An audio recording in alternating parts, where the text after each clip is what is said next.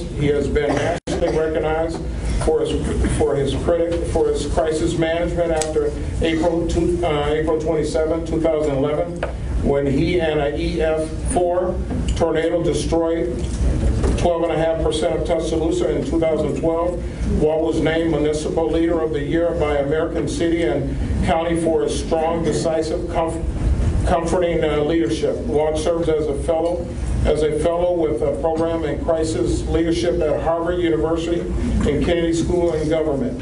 On October 5th, 2017, Walt announced he would run for governor of the state of Alabama as a Democratic. He decisively won the Democratic primary election in June 2005, 2018. The general election will be held November 6th. Walt is married to Stephanie and his 2 children, Tyler and Eli. If you all could give me a hand and welcome this young man to the podium. Thank you. But I forgot to tell y'all this. One thing about our bylaws is that we definitely do not promote political figures, right?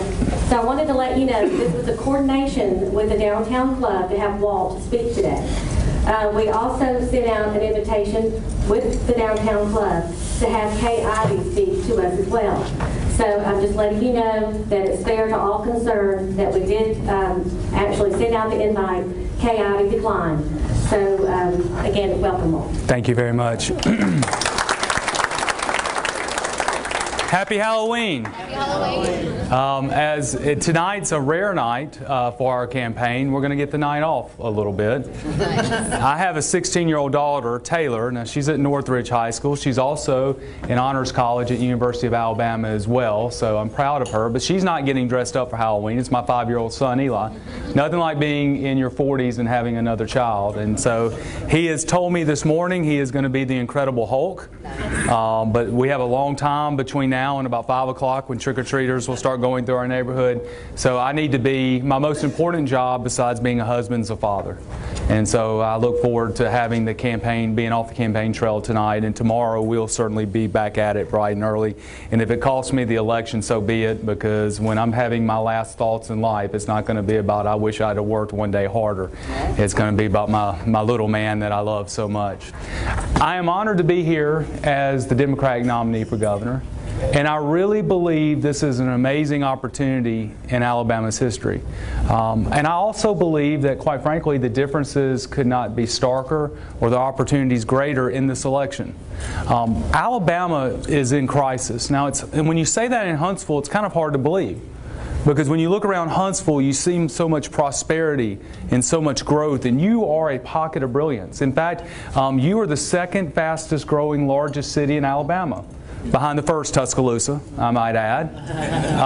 They have a great mayor down there. But what you're doing here is phenomenal. And every time I come to Huntsville, I'm struck by the progress and opportunity that this great city has. And fairly soon, you're going to be Alabama's largest city, and well earned. But what you have here is not reflective of what you see across the state. In fact, if you look at state government itself, there's nothing that the state does that's not in crisis. Now, where I come from, we have a football coach named Nick Saban. Many of you have heard of Coach Saban. And he has a saying that says, do your job. And I believe in that. Every day at the city of Tuscaloosa, it's about doing your job. Well, our state's not doing its job. And Winston Churchill had a saying, he said, the truth is incontrovertible. Malice may attack it, ignorance may deride it, but in the end, there it is. So let me share with you some truths about where Alabama is in many phases. Our correction system, first and foremost. Our correction system today is under federal court order. Judge Myron Thompson will be issuing an order pretty soon that's going to require the state to invest tens of millions of dollars because our correction system is failing. Now, many of you in this room may say, well, that really doesn't have anything to me. I'm not an inmate in the Alabama Department of Corrections. And that's true. Somebody said yet. Yeah, considering the record of Alabama's governors lately, it might be me. But 90% of those, the 25,000 people that are in corrections, are going to come out of corrections. And at the city of Tuscaloosa, at TPD, and I imagine it's probably this way in Huntsville, we're arresting and re-arresting the same individuals that come out of corrections. Because there is no substance abuse treatment. By the way, 80% of those that go into corrections have a substance abuse problem. There's no mental health. There's no educational attainment. And there's no career technical training. The only thing you get literally is $10 and a bus ticket. And so what happens when you come out and you have none of those things? You go back to a life of crime. And then you become a problem for the Huntsville Police Department or Madison County Sheriff's Department or Tuscaloosa Police Department. Our mental health system has collapsed in this state. Our jails, when you talk to probate judges and sheriffs across Alabama, they'll tell you that our jails have fast become the new mental health centers in our state. Alabama has lost 1,000 beds in the last 8 years. We've seen the closure of many hospitals. And in fact, they tried to close Bryce Hospital in Tuscaloosa. And fortunately, we sued the state and won. And we're able to keep Bryce Hospital open in Tuscaloosa. But mental health is collapsing across the state. At minimum, we need 1,000 more acute care beds in this state to deal with the mental health crisis. And jails are no places for mental health consumers. They need health care, not jail time. At Tuscaloosa Metro Jail today, we are the second largest mental health facility in the state. 30% of our inmates are on psychotropic drugs. Because mental health consumers come to Tuscaloosa hoping to receive treatment. The treatment is not there, and then they fall into our homeless population, or they create something that's either a danger to themselves or others. Our infrastructure is lacking. I think you see that on I-565, especially coming into Huntsville in the morning or leaving Huntsville in the evening. But across Alabama, 20% of our bridges are functionally obsolete. Think about that. 20% of Alabama's bridges should not be driven over. But today, 1 million vehicles will pass over those bridges. Tens of thousands of school buses will go over those bridges. When you look at any engineering criteria or assessment, Alabama's infrastructure is one of the worst in the nation. By the way, these problems that I'm talking about, they certainly have accelerated in the last 8 years. But they've been there for a long time. I'm 45 years old. My entire life, Alabama's been at or near the bottom in everything that matters. And Republicans as well as Democrats are guilty of incompetence and corruption and haven't served the needs of Alabamians well. And then you look at what's happened in education. We still have 100 schools today that continually struggle or continually failing across the state. Tuition has risen 70% just in the last 8 years. I don't know how I would afford college today. I paid off my student loans in 2011. My parents had to sell their home in Tuscaloosa just to keep Sarah and I in school 20-something plus years ago, 25 plus years ago. College is getting more and more expensive. And we're having a harder time and making sure that the middle class and even those that are working can afford a college education, whether it's 4-year or 2-year. And then lastly, health care. When I began this campaign more than a year ago, I really believed that education was the top issue facing our state, but it's health care. It's no doubt in my mind it's health care. Overall, Alabama ranks 47th. But when you drill down into some numbers, there's really some issues. Number one is that we're 49th in prenatal care. 49th in the nation. And that explains why 3 weeks ago the CDC released a report where Alabama ranked #1 in infant mortality. 9.1 deaths per 1,000 births when it comes to infant mortality in the state. When I say that is third world, I'm not exaggerating for political effect. That is where we are. Statistically, we are now a third world country when it comes to infant mortality. And if you're African American, that number jumps to 15.1 per 1,000 births. And then last year, we were ranked as the most corrupt state on top of everything else in the union. And we've even seen indictments in recent months for more corruption when it comes to this state. That is where we are. The truth is incontrovertible. Malice may attack it, ignorance may deride it, but in the end, there it is. There we are. So when you ask me, why are you running for governor? There's 2 reasons. First are my children, Eli and Taylor. Stephanie and I want them to grow up in Alabama if they want to. We want them to grow up in Alabama, but we want them to stay in Alabama. We want them to build a business here. We want them to raise their families here if they want to. And we're not doing that. We are literally not. There may be pockets of brilliance, but even pockets of brilliance can only hold on for so long. And the second reason is mayor of a city that's growing and vibrant, we can only hold on so long taking on the state's responsibilities. Are we to raise taxes now and deal with corrections? Are we to raise taxes and deal with mental health?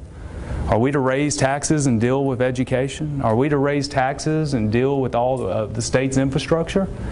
Well, yes, that's where we're going to be. Because if our state continues to abdicate its responsibility, you're going to put local governments in that position. Case in point, in Huntsville yourself, you had to raise sales taxes to invest $250 million in state infrastructure. You think about that. And I would imagine many of this room are conservatives. You had to raise local taxes to invest $250 million in the state's infrastructure. In Tuscaloosa, we had to invest $120 million into the state's own infrastructure. Get back to what Coach Saban said. And then we get to November 6th. I believe this election is so, you always hear elections have consequences. I really believe we're at the point where elections have real consequences. Because this put your head in the sand and hope things will get better is something that none of you would accept in your businesses. If your businesses' profiles had these type of acute issues, you would never accept it at a board meeting. You would never accept it in a staff meeting. And I don't think as stakeholders of the state of Alabama, we should accept it either. That's why I'm running to be your governor. Now, we were not going to change this in 4 years. We're not even going to change it in 8 years if that were the blessing we would get. But we're going to get our compass pointed true north. We're going to begin to compete with other states in the nation. We will never tolerate being at or near the bottom in everything that matters. We will never tolerate being 50th in infant mortality, ever again. So, how do we do this? How do we make it happen? Let me just give a little editorial point, and then I'm going to go into a couple of things, and then I'd like to answer any questions that you may have. As I mentioned earlier, I believe the differences are clear, and one of the ways that differences are clear, just look at what's been talked about in this campaign. But I'd also ask you to do this. If you're undecided today in this room, go to my website, look at our problem-solving platforms, and go to my opponent's website. If you'll look at the two, I believe you will see that same difference, and I hope you'll take the time to do that. So how do we solve those problems that are facing us? Let me talk two in particular. Healthcare, which is, I believe, like I mentioned earlier, probably the biggest issue that we face in our state, and then education, healthcare. In 2010, the Affordable Care Act passed, better known as Obamacare. And when it passed, there were a couple of things in there that really impacted most states, but in particular Alabama. First was called dish payments. And this was money that was sent to hospitals and healthcare providers for free care, charitable care. Because we all know that whether you're in Alabama or any state in our union, if you get sick or you get sick enough, you ultimately will be treated. And ultimately somebody has to pay that cost. So dish payments really goes back to the Hill Burton days, was established to provide the subsidy for that free care that's given everywhere. So the dish payments began to end under the Affordable Care Act. So why would the Obamacare Act, which is slated to give everyone health insurance, why would it do that? The theory being is that states then would be required to expand Medicaid up to 138% of poverty. Now why would states do that? Well, once you bump up, in Alabama there's 900,000 people on Medicaid. Most of them are seniors, children, or disability. There's only a few thousand people that are eligible to work, that could work, that are receiving Medicaid in Alabama today, and the vast majority of them are caregivers to their children or seniors or disabled. So that's what Medicaid is set up to be. Well, when you move it to 138% of poverty, then you move it to the working poor. For example, I met a cashier in Livingston the other day. She works 40 hours a week for the company that contracts with the university for food. And she has no health insurance. Fortunately, her children are covered under All Kids. But she has no health insurance. I'll get back to that in a second. So, states expand Medicaid. They make up the difference for what the federal government was subsidizing you. That simple. In fact, at Huntsville Hospital, who provides about, according to David, about $70 million a year in free care, the expansion of Medicaid would have meant $35 million back, which would be a great bottom line number. Can you imagine what Huntsville Hospital could do with an extra $35 million a year in terms of providing health care? But the Supreme Court in 2012 says, no, Congress can't expand Medicaid. That's only a state's decision. So most states did what you should do. They expanded Medicaid. What did Alabama do? We didn't. But guess what started happening? Those dish payments began evaporating. And that's why since 2014, you have seen 6 rural hospitals close in this state. That is why 89% of rural hospitals in the state are in the red. That is why the Alabama Hospital Association estimates that you will see 12 more hospitals close in the next 24 months. You're business people in this room. You know if you lose revenue and there's nothing to make up that revenue, you can't be in business. That is what's happening across Alabama. Now, the expansion of Medicaid not only meant health care for 330,000 working Alabamians, by the way, it also meant a $1.8 billion investment. It's like creating UAB overnight. It creates 30,000 new jobs with the average salary of $40,000 per job. Now, my opponent says the state's budget are too bare bones, we can't afford it. Well, if everything's so good, why is our budget so bare bone? But that's another, maybe that would have been a good topic for a debate, but I don't know. We'll move on from that. But think about this. Toyota Mazda, which is worthy of celebration, and certainly in Tuscaloosa, we have been part of those same type of mega projects with Mercedes, and I believe that we have to give incentives. But you know how we pay for those incentives? We pay for them through payroll taxes and income taxes that are generated off those new jobs. We should apply that same standard for Medicaid. Because with the Medicaid expansion, the state gets $1.8 billion, it has to pay $180 million. We take those 30,000 new jobs, we take the taxes that are generated, we escrow that, and we make that our local share. That's no different than how we approach economic development in Alabama. But the bottom line, to get to making a long story, and I apologize for that, the bottom line, we didn't expand Medicaid because it was called Obamacare. And if you don't believe me, go back to 2014 and Google nearly every single ad that was ran. That's why we didn't do it, and that's why we won't do it today. In Alabama, if we don't make this decision, rural Alabama health care collapses overnight. It's gone. But then we also see the other providers begin to collapse. We're already seeing in the Tennessee Valley. Morgan County is losing its last OBGYN service. In 54 counties in Alabama, now your life expectancy is 6 months less than the other 13 counties. We have to do something. That's why Medicaid expansion is so important day one. The second is we are supporting the Alabama Education Lottery. I'm not going to ask how many of y'all played the lottery over the last couple of weeks. Now, my mama and dad are good Methodists, but I think they played it too, and I certainly did. The only losers in that were the students in Alabama, because tens of thousands of Alabamians crossed state lines to play in lotteries in other states. In 2015, Dale Marsh, who is the Republican Senate Majority Leader, authored a study that showed that the lottery would create $300 million in Alabama. We are proposing the Alabama Education Lottery, and those lottery dollars would go to 2 primary purposes. Number one is a scholarship program very similar to what you see in Tennessee. It would certainly help with 2-year and 4-year, but it also helped with workforce development. Alabama is not ready for the workforce of tomorrow. As a mayor, I see this every single day, the challenges in workforce development. Tennessee, Governor Haslam, who's a Republican, has taken leaps and bounds in that area. And they're using their scholarship program for workforce development. By the way, today in Alabama, every new job that has been created since the Great Recession, 90% of them have needed a 4-year degree or at least a skill learned at a 2-year college. The jobs of the future require more advanced training than any time in our history. A scholarship plan helps us get to that point. The second thing is universal pre-K. I mentioned earlier about us being 49th in prenatal care. Well, when you're 49th in prenatal care, that means it's likely when you're born and continuing up to the time you're 5 years old, there are deficits, health deficits, including brain dysfunction that's not addressed. If we create universal pre-K in this state, we get an opportunity at 4 years old instead of 5 years old to redirect a child's future. And here's the cool thing that we've done in Tuscaloosa. Our Tuscaloosa Pre-K initiative is for academically at-risk students. The city funds it. And what we've discovered through the data is that 85% of our children that come in academically with academic deficits, not ready for pre-K, by the time they finish first grade, they're reading on grade level. We need children by 4th grade who are reading to learn and not learning to read. Because if not, there's an 80% chance, if you're not reading on grade level by 4th grade, there's an 80% chance you're not going to graduate high school. And if Alabama is going to be competitive with the rest of the states in this country, we have got to change those outcomes.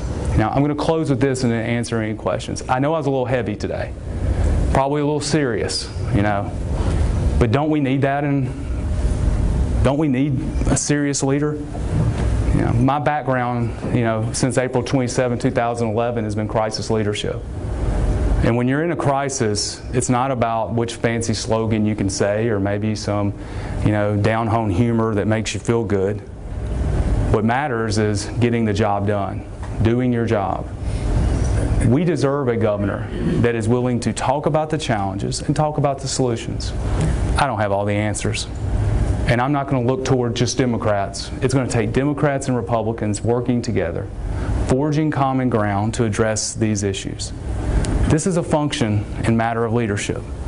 And I hope on November 6th, when you go and cast that ballot, that when you're thinking about casting that ballot, that you decide who is going to best direct the future of the state of Alabama. Who has the ability, knowledge, background, and willingness and energy and integrity to make the changes necessary. I believe I'm that candidate, and I hope you will consider voting for me on November 6th. I'm going to stop there, and I'd like to answer with the remaining time, I think we have about 10 minutes left, answer any questions that you may have about anything related to Tuscaloosa, governor's race, anything that's on your mind. Yes, sir. I'm on a few boards, so your statistics are right with Huntsville, the hospital. But I have a question on how's the homeless in Alabama? I was in a meeting yesterday. It's escalating, even with military and everything. Do you have any idea what's going on around the state? One issue is mental health, and our homeless count that we do, I believe, every January, that I think all cities are required to do, mental health is the largest portion of our homeless. And so the collapse of mental health is contributing to that. The other is veteran homelessness. Now in Tuscaloosa, we partnered with the VA. We were one of the 77 charter cities in the country to enroll in President Obama and Mrs. Obama's End Veteran Homelessness Initiative. We are down to functional zero today. And we did that by investing into the Hero Center at the Veterans Administration. And so the city helped fund a center that when PD or Fire and Rescue or any of our Compassion Coalition come across a homeless person that's a veteran, they go to this center, they relearn job skills, substance abuse, obviously therapy that's needed, because in many cases you're dealing with PTSD issues. And so what I'd like to do is use our ADECA funds at the state, and really, especially in our urban areas where we see higher concentrations of this, invest that to create those models of what we've done in Tuscaloosa. So the mental health aspect and then also the veterans homelessness are two places I would attack it as governor. Any other questions that you may have? Yes, sir. Can you address 1 in 4 Alabamians have a payday lending loan or entire loan? 456%. I have tried so many years.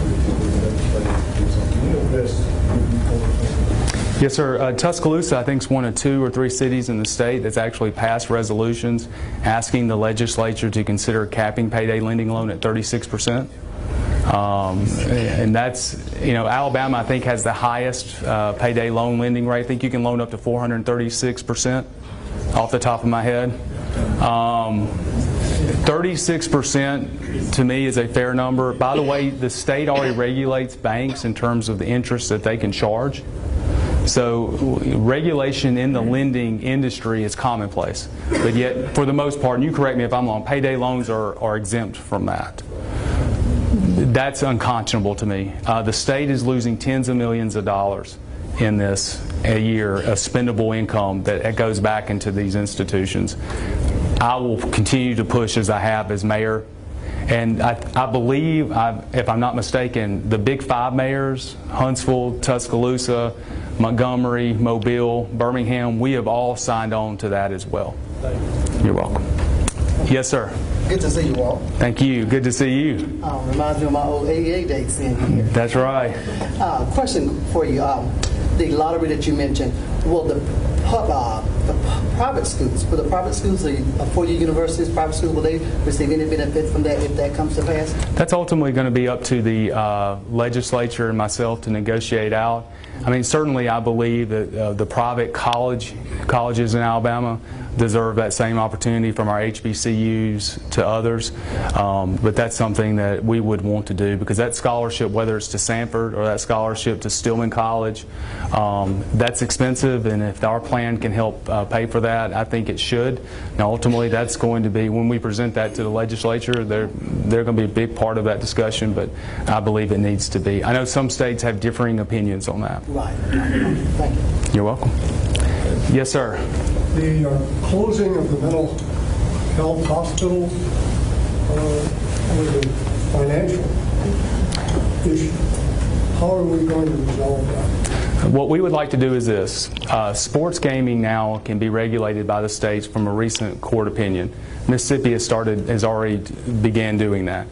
We would like to take sports gaming, reach a compact with the Porch Creek Indians down in Atmore, and they have a casino also in Wetumpka, and also clarify the existing gaming laws. We already have gaming in Alabama in counties that have approved it through local amendments, and then that was what created the whole. There's some question about the constitutionality of those amendments that were approved. If we rectify all those issues, which have tried to there's been attempts over the last 8 years to try to rectify all these things, except sports gaming, but the other two that I mentioned. What we want to do, because when we go with the lottery bill, these other gaming issues are going to have to be addressed as well. Everybody, it's going to take a holistic solution. But those three things that I mentioned combined generate $150 million a year.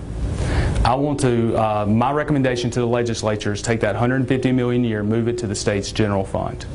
And those dollars be allocated to whatever Judge Myron Thompson's court order is going to entail, plus the expansion of mental health beds, acute care beds in particular. And then lastly, to increasing the number of state troopers. Alabama is down to less than 300 state troopers. We should have 1,000.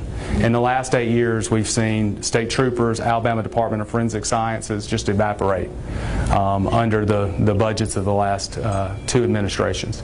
So we want to take that $150 million and invest it there. Here's the other good thing, though, that can happen with Medicaid expansion. Now, I don't know what the numbers will be for Alabama, but nationwide, and by the way, it mirrors this in Louisiana as well, where they expanded Medicaid. 1/3 of those who received the expanded Medicaid services used it primarily for mental health or substance abuse.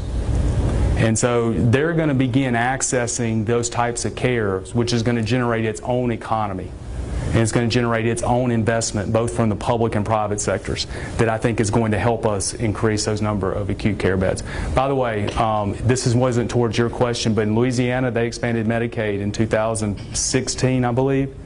Their fiscal year 2017 report, they paid for their match money through the savings. It generated $200 million in savings alone. So Louisiana is a good model for us to look at. You're talking about some very good programs. Given the budget of the state to do these other things, which sound really good, where's the money coming from? What are you going to give up? How are you going to bring in new resources to be able to do them other than through the Medicaid? Well, the Medicaid will be self-supporting through the JOBS program. The $150 million will come from the sports gaming, the Porch Creek Indian, and clarifying those issues in Greene County, Macon County, Lowndes County, Houston County, and downtown Birmingham, or the track in Birmingham. So that's the $150 million that will address those areas that I talked about. So there's $450 million right there without raising taxes. That's why you're already hearing a little bit of this discussion. And you hear this discussion from time to time for the legislature. What makes our proposals different is I'm willing to tell you what we want to invest it in.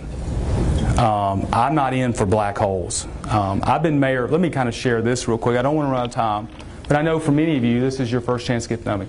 Tuscaloosa is Alabama's fastest growing largest city. When I presented my first budget to the city council, 59% or 60% of my budget was personnel. My last budget recommendation that was adopted about 6 weeks ago, 59% of my budget is personnel. We've been able to hold the line on personnel cost, even in one of Alabama's fastest growing cities. My debt when I took office in Tuscaloosa was 4%. Our debt today is 5%. Now that's not bad for a city that went through the Great Recession and also went through a tornado that required us to cash flow over $50 million. By the way, we cash flowed that $50 million, our annual budget's a little over $200 million, without having to borrow a dime or raising taxes. We have the lowest city sales tax of any city. We only get 2% of sales tax. Huntsville gets 4.5%, to give you some example of how we're able to do it in Tuscaloosa. And we have the 4th lowest debt per capita of any city in Alabama.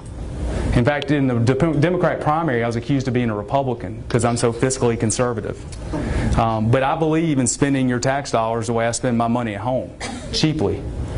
And we're going to try to run the most efficient and effective programs. So let me close with one last thing to share with you just how I see Medicaid. Medicaid can become more effective. And we have a program in Tuscaloosa that we need to begin mirroring statewide. About 3 years ago, we were the second city in the nation to have our Tuscaloosa Fire and Rescue. Y'all follow me here, I get boring. This is boring stuff, but I really love it. Fire and rescue is 19% of the city's budget. It's a static cost. And those fire stations are always going to be there because if you live in the city, you expect response within 5 minutes or less. So those fire stations and those 250 firefighters, they are never going away. Now, we require all of our firefighters to be EMT trained, and we also have about 30 or 40 those who are in rescue that also do paramedic service as well. Even though we have a private paramedic firm, we also are first responders on that as well. So we got 19% of our static budget. Well, one of the things when you come into my office at the city, you'll see a sign that says our standard of excellence is to be the most innovative and effectively managed city in the United States. Not in Alabama, in the United States. My standard is not the state. My standard is high above. I want to be the best there is as a city. So our fire chief, understanding this standard of excellence, came to me and said, I've got an idea. He goes, when we look at our 911 calls, about 12,000 a year are medical calls. In fact, less than 10% of our overall calls are actually fire related. So, and we respond to those calls. He said, why don't we go this year in 2015, why don't we identify the 100 top callers to 911 for non-medical emergencies? And what we began to discover was they're the frequent flyers. They're the ones who are calling you because they say their leg hurts or their arm hurts or whatever it is. And you know what we do? We roll out every single time. And we'll go out and visit them once a week. We'll get permission from their doctors to discuss their medical issues, discuss their prescriptions. We'll even coordinate with nurses at the different medical offices. And so we do this for a year. And what we begin to discover is they went down just like this, especially when you talk about appointments. A lot of people, especially mental health patients, don't take their meds. Or if they're elderly, they forget they have a dialysis appointment. And then if they go to a dialysis appointment, it's about $900. You go to the emergency room dialysis, it's about $10,000. And so what you begin to discover is that, wow, when you take these firefighters, who, by the way, we're going to get a paycheck, whether they went out there or not, when you begin to distribute them into the community, you begin seeing costs come down. So then we went to Medicaid. And we said, give us your 100 top Medicaid users. And the University of Alabama said, hey, we want to partner with this. Let us send our college nurses, our nurses in the College of Nursing students, in the College of Nursing, and social workers to go out with you. And so now we've started that. And you know what we've seen in Medicaid? First quarter, $250,000 drop in cost. Those are the types of programs as governor that I want to implement, because that's how I think this should work. You know, government shouldn't just exist. It should perform, and it should perform at a high level. And that's why in Tuscaloosa, even though we're a purple city, we have such strong support, because people know that we are intent every day to be the most innovative and effectively managed city in the United States. That's what I want for Alabama. So let me close with this. We've got a critical election for our state on November 6th. This is about whether we move forward or stay in the politics of the past. If you like where you are and you think that party is the most important thing, I'm probably not. Even if you're a Democrat, if you think that's the most important thing, I'm not your candidate. No. But if you want effectiveness, and if you're tired of being at or near the bottom, I can make you this pledge. I am going to be relentless in attacking these issues. And we as a state are going to move ourselves forward. We need leadership to mirror the people we work for. And I want to be that leader. So thank you, and God bless you.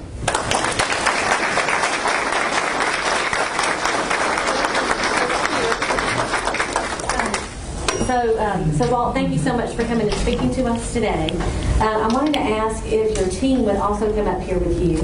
We Come on. actually present a gift to our speaker, and I'd like to present them a gift as well, because I know they work really hard for you. They're low paid and overworked, Okay. but they're amazing. So we are presenting them with the chargers for their mobile cell phones, because I'm sure that they are always low on the cell phone. Yes. So I'm going to give each one of them one of these cell phone chargers. That way you can always answer the phone in case, Walt, there's something you need to be doing. So, Thank you very much. you're welcome. Thank you so much. I appreciate it.